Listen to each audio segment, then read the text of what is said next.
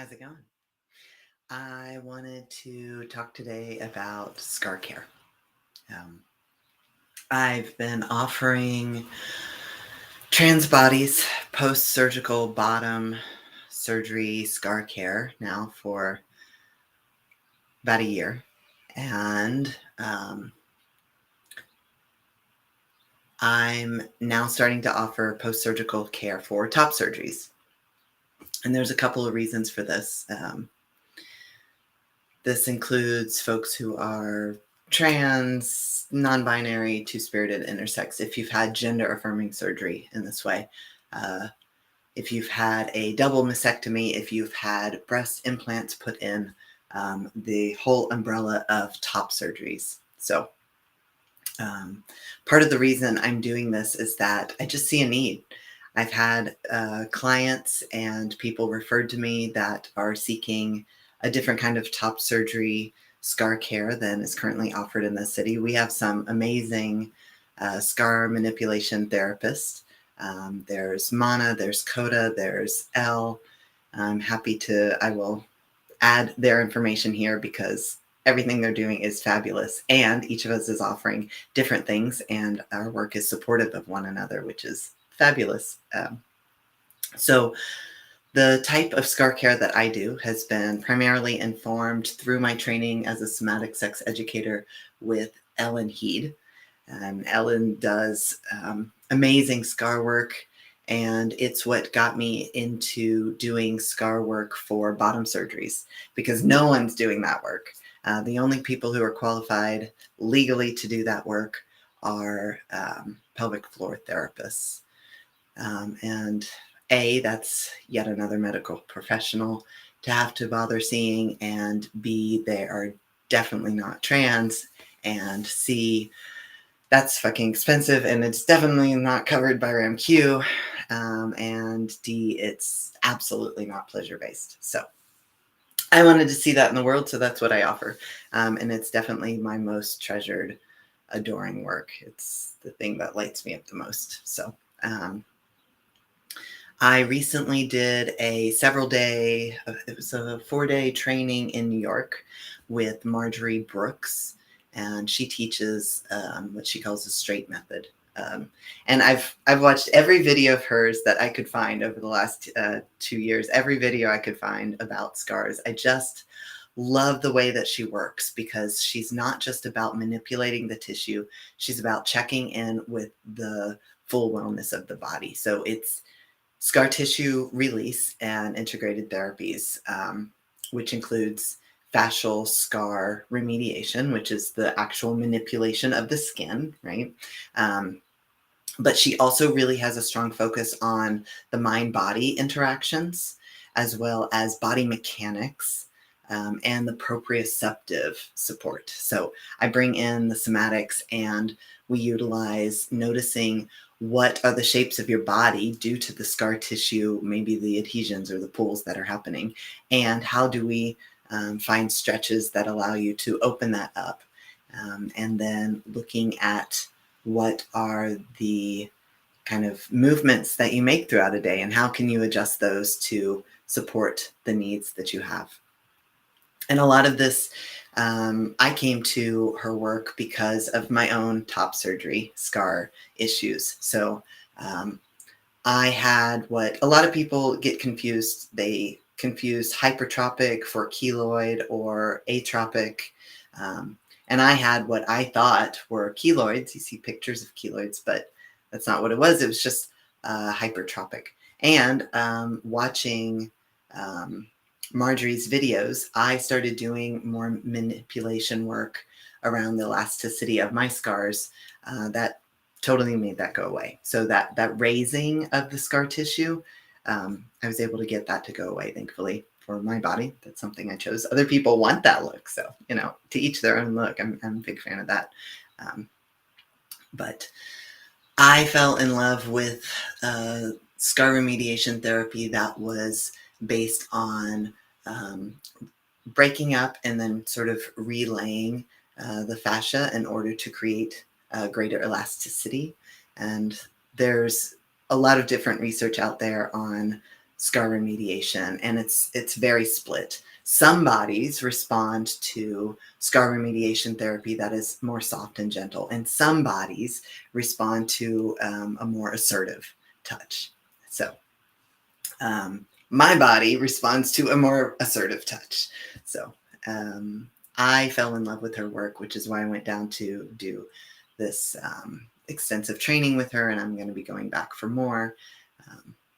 So the other piece that I'm bringing from Somatic Sex Education is a focus on pleasure, and that being explicitly invited and encouraged for exploration within the touch therapy. So, what else? Y'all got any questions? So, one thing I love about scar remediation therapies is, oh my God, just being able to feel the texture change under the first couple layers of skin, and being able to feel the release of tension and muscles that are protective and supporting around a scar tissue because of the way that it might be pulling. To be able to release that pulling a little bit and feel the muscles relax, my hands just light up. I often will close my eyes when I'm doing this work because I know that I can feel more when I take visuals away and I just allow my fingers to communicate with me along with the client. For me, this work is very much in connection with my client. So whereas I've had scar remediation work done where I was passive the whole time, I hated that. Other people, that might be all you want, and that's fucking awesome. I hated that. I did not respond well to it emotionally and in my body.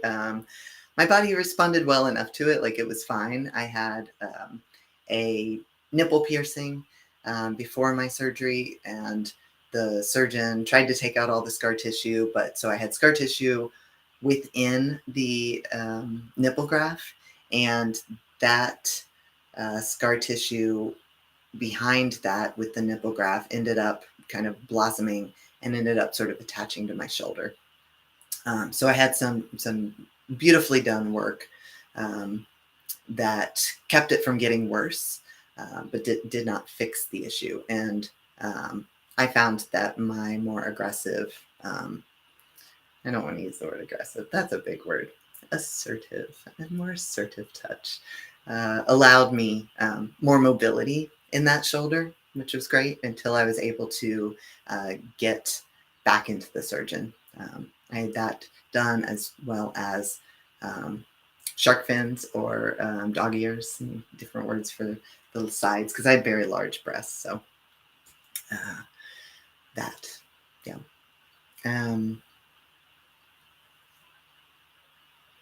So I need to want to do a habit if I'm going to form a habit. And doing scar care on ourselves, like, that needs to be a habit over time. And so for me, bringing pleasure into that, finding ways to sort of like connect the care I needed to do with myself to, let's say, habits I already had that I enjoyed. I think the first thing I did was, if you've ever had surgeries, you know, that first shower. I think even having a sponge bath for a week or 5, and then you have that first shower and you're just like, yeah, so my fuck me, this is amazing. This is the best thing ever. So I very quickly connected my self-scar care to showers, because it was just such a sense of like joy that first shower I had. And I'm a water baby anyway. I love being under a shower. It's kind of a safe place for me. So for me, I connected this kind of scar massage for myself to my shower. And so I had my scar massage tools I still have in my shower, which I found really helpful. So, and then I also combined my adding, and I got this from Helen Heed, with castor oil, utilizing castor oil after I had, I used silicone gel and tape for the first year. And then I think the tape I still used sometimes, like if I knew I was going to be in the sun for the next 6 months, so like 18 months. So I did it for a long time. Not necessary. This is what I wanted to do for my body. But I combined after that using castor oil for the massage that I do even now.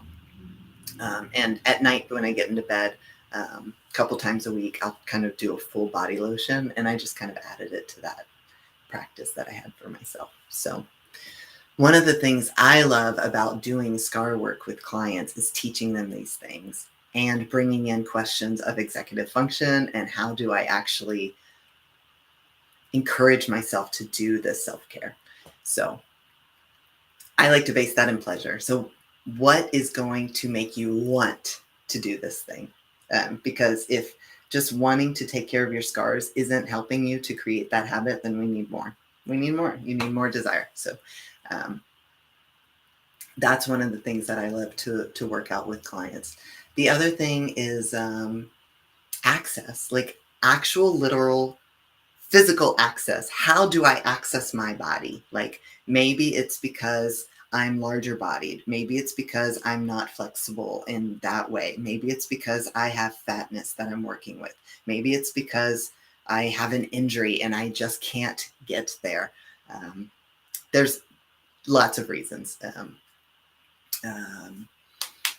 Yeah, there's many, many reasons. Whole list of them.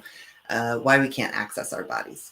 So I really enjoy finding tools and toys to help my clients access their own bodies so that they can feel empowered to do their own scar care. Because it's lovely to come see me, but ultimately I want to empower you to be able to do this care yourself and to teach other trans folks how to do this care. Like, I don't want to be a gatekeeper here. So if you just want me to do it, I'm happy to do it, but I would rather and love to teach you how to do it, or teach your loved one how to do it, or teach your roommate how to do it. So I've had clients that brought in a partner or brought in a roommate or a friend, and then I just taught that person how to do some basic scar remediation care work so that we can have the support that we fucking need and certainly deserve and should have for these surgeries, because the medical system here in Canada sure as fuck isn't doing it. In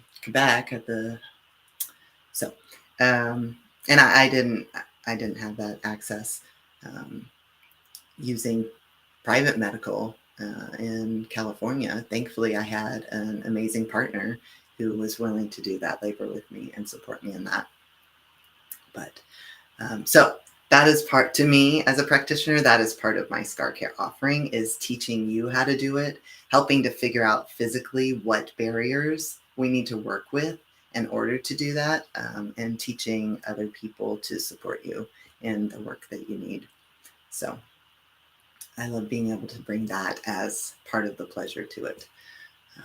The other thing that I explicitly invite in is the erotic. So if pleasure means comfort in a, like, I don't know, warm and cozy way, and or in an erotic way, like, all of this is welcome. Pleasure is welcome, whatever that is for you.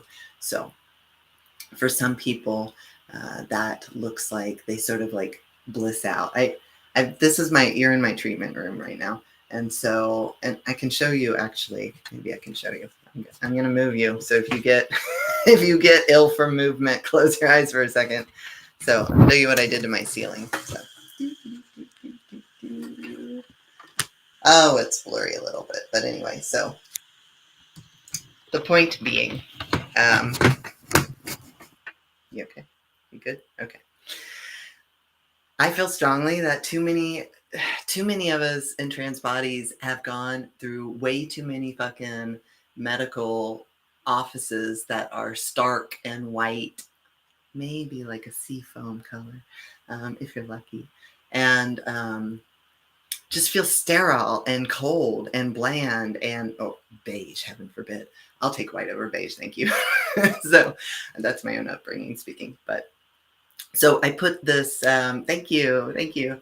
I put this wallpaper, two of my loves helped me put this wallpaper up so that as people are laying here, they can just kind of bliss out into it. And other people like to give me a like blow by blow of their journey through the watercolors, which is really sweet.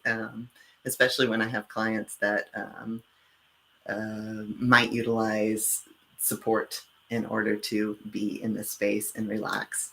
They really can get to journeying, but I wanted something different that was like, you're not in a clinical setting. This is professional, and it doesn't have to feel cold and it doesn't have to feel stark. And you can feel held and loved and queer and outside of the box and non-normative, and also that can all be your normal. It certainly is for me. So I invite that into this space. I also have multiple mirrors in here, and I've had clients that are like, no, not for me. And I have them laying down on purpose so I can just turn them around. And I've had other clients that are like, can you set up the mirror so I can watch? And I'm like, fuck yeah, let's do that. So think about like the consciousness raising awareness circles of the 70s and like putting a mirror there so we can really look at and see our bodies and see what we're touching and what's happening there, and like I can't quite, like not strain ourselves. So I want people to be able to see the work I'm doing, because I want to teach them so that they feel empowered to do this care themselves. So everything I do is it's a sliding scale, but it's really pay what you can. Like I just want you in here so that you feel comfortable and can sink into your body and get to know what's going on there, rather than being fearful of it or overwhelmed by it, or like these things are present and they're welcome. And I find that most people don't go through these surgeries and want to remain out of their bodies. Often we go through these surgeries because we want to be more with our bodies and feel more aligned. So more often than not, that is the intention that I find clients are coming in with. So I love finding new and creative ways to support that. I think it's fucking fun. What I do is I just send a blank invoice. It's got a $0 amount, and my clients put in the amount that they're able to pay. I don't ask, I don't want to know. So I primarily work with, I only work with non-cis people. And I primarily work with people that are multiply marginalized.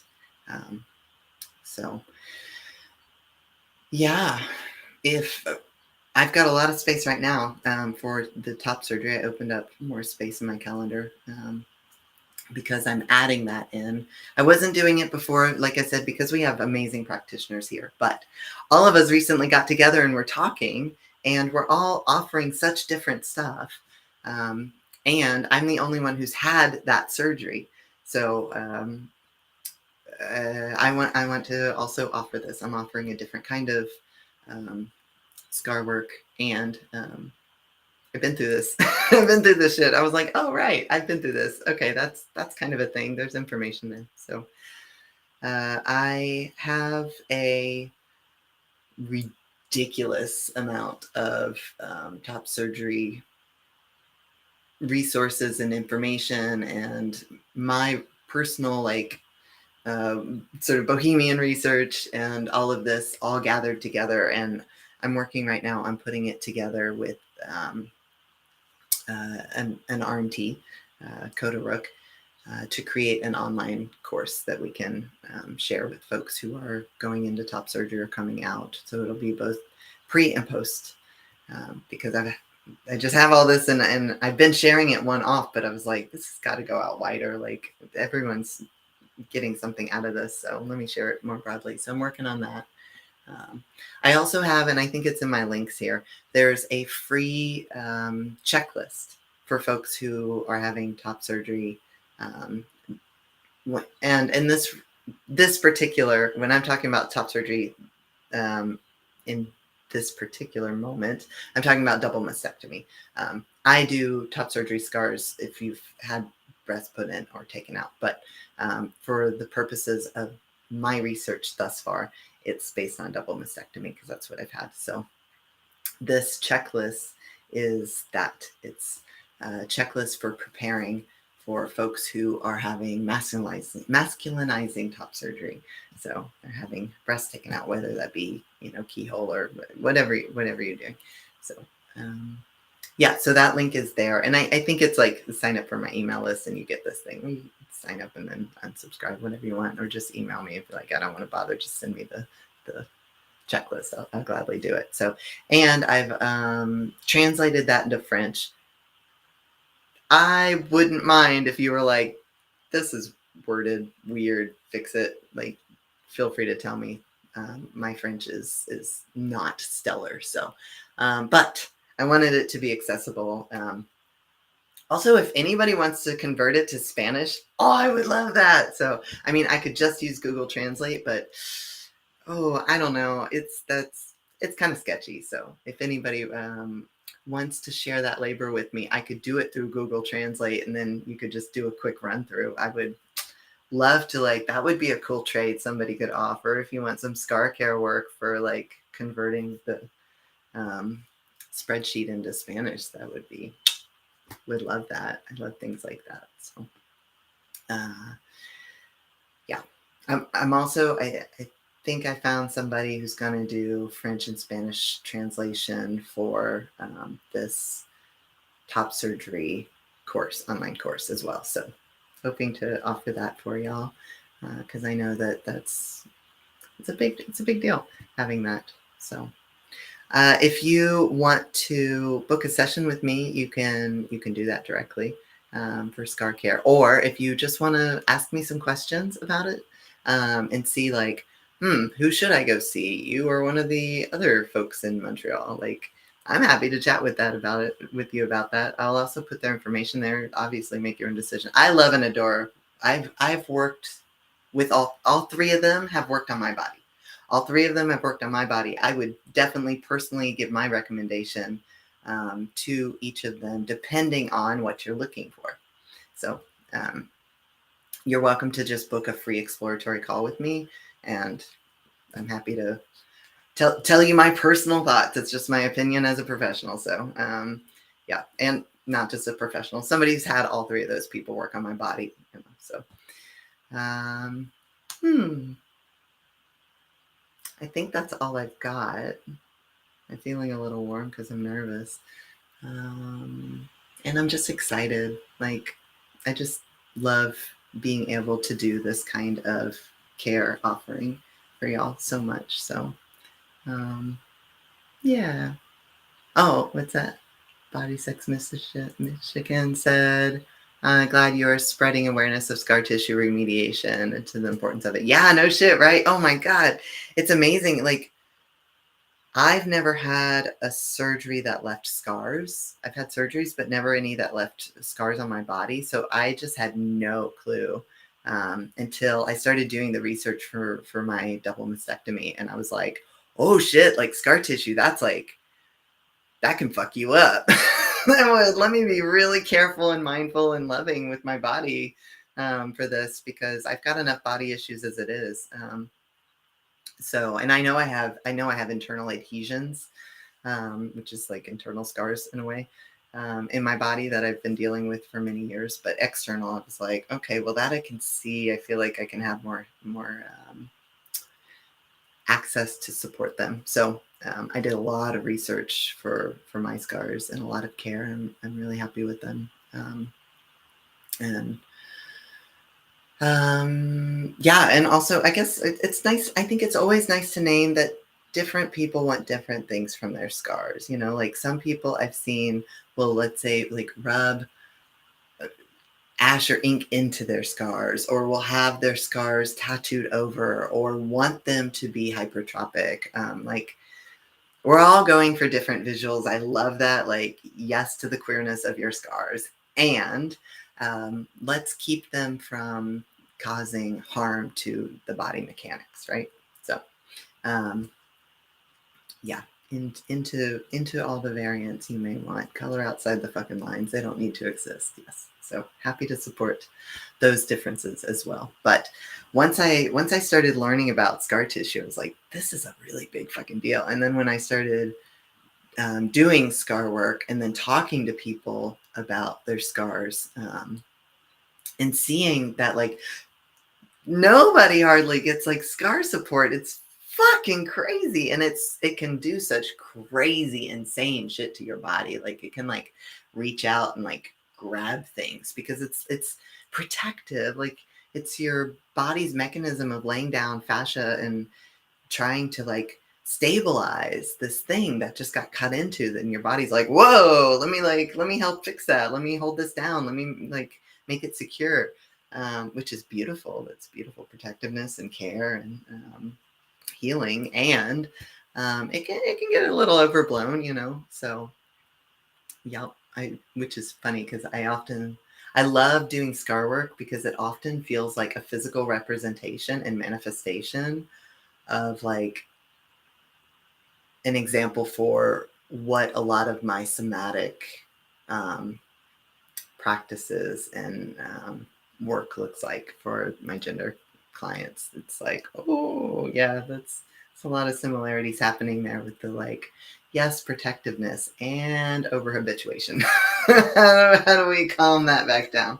So but yeah, I do feel like once you start learning about scar remediation and the benefits it can have, the ways that it can release tension and support the mechanics of the body to stay in alignment, and allow us elasticity in our movements and our beings, in our fascia to begin with, much less our the ways it affects our bone alignment. And anyway, so I won't get all into it, but it's just, I fell in love with it. I really fell in love with scar work. So yeah, okay. Done waxing poetic. Feel free to reach out if that's something of interest to you or you just want to talk about it. If you are a practitioner who's doing scar remediation and you're trans and you want to talk about gender affirming scar care for other trans bodies, please schedule a peer call with me or just reach out for a text. Like, I want to talk to you. So there are not a lot of us doing this, and I am so hopeful that so many more of us will want to do this. That's what I want. I want so many more queer and trans folks doing scar care remediation, manual scar manipulation work, because it's not being covered by medical for hardly anybody. So, and I'm speaking as a U.S. citizen who had their surgery in California, and my follow-up surgery were done in Quebec. So there's my context. So okay, now I'm gonna go. So thanks, y'all. Bye.